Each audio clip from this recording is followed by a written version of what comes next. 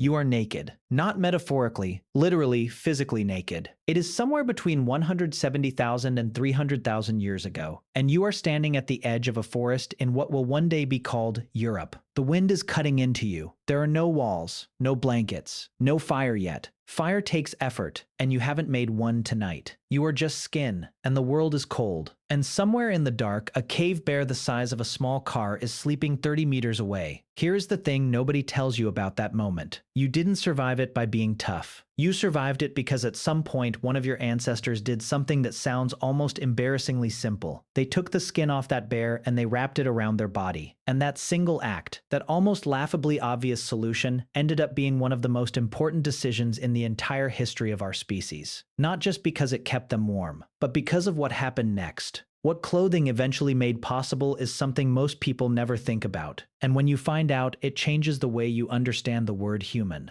The obvious answer to why ancient humans started wearing clothes is warmth. You hear this and you nod along. Cold weather, animal skins, problem solved. It makes sense. It's clean. It's satisfying. But there's a problem with that story. Archaeologist Ian Gilligan of the University of Sydney has spent decades studying prehistoric clothing, and his research reveals something that upends the tidy warmth-first narrative. Humans lost their body hair approximately 1 million years ago. That is not a typo. 1 million years ago, our ancestors became essentially naked apes. And for the next 800,000 years or so, they somehow survived without clothing in any recognizable form. They had no fur, they had no clothes, and they lived through multiple ice ages. So the question isn't just why did humans start wearing clothes? The question is, why did it take us so long? The oldest direct evidence of clothing comes from a site that has become one of the most important archaeological locations in the world, Schöningen, a town in Lower Saxony, Germany. This is the place where researchers found 9 throwing spears from 300,000 years ago, the oldest wooden hunting weapons ever discovered. And in 2023, doctoral researcher Ivo Verheyen of the University of Tübingen published a study in the Journal of Human Evolution that added something remarkable to the Schöningen record: cut marks on the paw bones of a cave bear. Now, cut marks on bones usually mean one thing: butchering for meat. But Verheyen pointed out something crucial. There is almost no meat on bear paw bones. The hand and foot bones of an animal are wrapped in skin that lies very close to the skeleton, which means the only reason to cut there, carefully, precisely, is to remove the hide intact. The people at Schöningen weren't eating the bear's paws. They were skinning it. Cave bears were enormous. Think polar bear, but bigger. Their coats had a double structure: long outer hairs that formed a protective layer against wind and moisture, and a dense inner layer of short hairs for insulation. Verheyen noted that these hides were only usable if stripped within a day of the animal's death, which means whoever did the skinning had almost certainly hunted that bear, not scavenged it. The world's oldest spears and the world's earliest evidence of clothing found at the exact same site. The clothing they made was probably simple: a hide draped over the shoulders, wrapped around the torso, held in place by grip and tension, not tailored, not fitted, more like a living blanket than a jacket. But it worked. And this is where the story gets genuinely strange, because 130,000 years later, the evidence suggests humans were still doing basically the same thing, the same draped hide approach, almost no innovation for over 100,000 years. Then, roughly 170,000 years ago, something shifted, and the evidence for this shift comes from an animal most people have never thought about in this context: lice. Biologist David Reed of the Florida Museum of Natural History studied the DNA of human body lice and compared it to the DNA of head lice.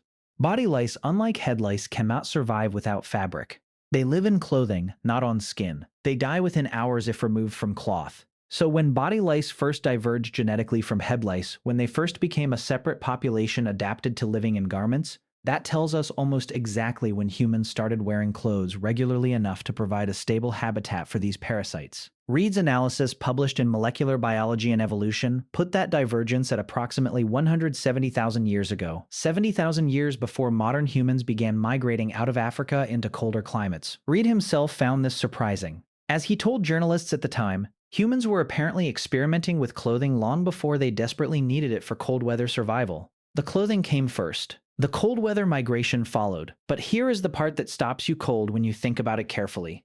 Something happened between 300,000 years ago and 40,000 years ago that wasn't just about staying warm, because at around 40,000 years ago, in a burst of activity that researchers are still trying to fully understand, something transformed the nature of clothing completely. And the object at the center of this transformation is almost insultingly small: a needle.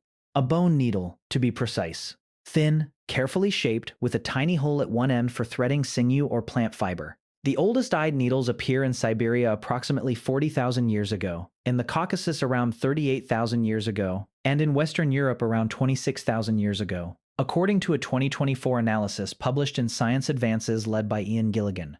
This tiny invention changed everything. Before the eyed needle, clothing was draped. After the eyed needle, clothing was built. You could sew separate pieces together. You could fit a garment to the curves of a specific body. You could create a sealed system, a layer of trapped warm air that a draped hide simply cannot produce. Gilligan's research showed that fitted, sewn clothing doesn't just keep you warmer than a draped skin. It can be up to 5 times more thermally effective per kilogram of material. The same amount of animal hide that kept someone barely alive became enough to survive genuine Arctic conditions. And then, here is the twist that most people miss entirely. When the last ice age ended and the climate warmed again, Gilligan argues that this clothing revolution sparked something that shaped everything about how you live today. As temperatures rose, humans needed lighter, more breathable fabrics. Skins and furs were too hot. They turned to plant fibers. Weaving plant fibers into cloth requires a completely different technology. It requires agriculture to produce fibers reliably and at scale. Gilligan's argument, laid out in his 2019 book Climate, Clothing, and Agriculture in Prehistory, is that the need for woven textile fibers was one of the key pressures driving the invention of farming. Clothing didn't just follow the agricultural revolution. It may have helped cause it. Think about what that actually means. Every piece of clothing you own, every factory that makes it, the entire global textile industry, the very concept of fashion. It traces back to a moment when a human being in Germany pressed a stone blade against the paw of a dead cave bear and started carefully peeling back the skin. There's a moment in most people's day, getting dressed in the morning, pulling a shirt over your head, that feels like the most ordinary thing imaginable. You barely notice it, but that gesture is ancient beyond comprehension. The need it answers is the same need that sent our ancestors hunting cave bears 300,000 years ago. The same need that made a bone needle the most transformative piece of technology of the Paleolithic. The same need that, if you follow Ian Gilligan's argument to its conclusion, set in motion the chain of events that led to agriculture, civilization, and the world as you know it. You started wearing clothes to stay warm, but staying warm required tools, and tools required skill, and skill created culture, and culture built everything else. Disclaimer: this video discusses anthropological and archaeological research for educational purposes. Modern hunter-gatherer observations are used as comparative models to understand ancient human behavior, not as definitive proof of how all ancient humans lived across different time periods and geographies.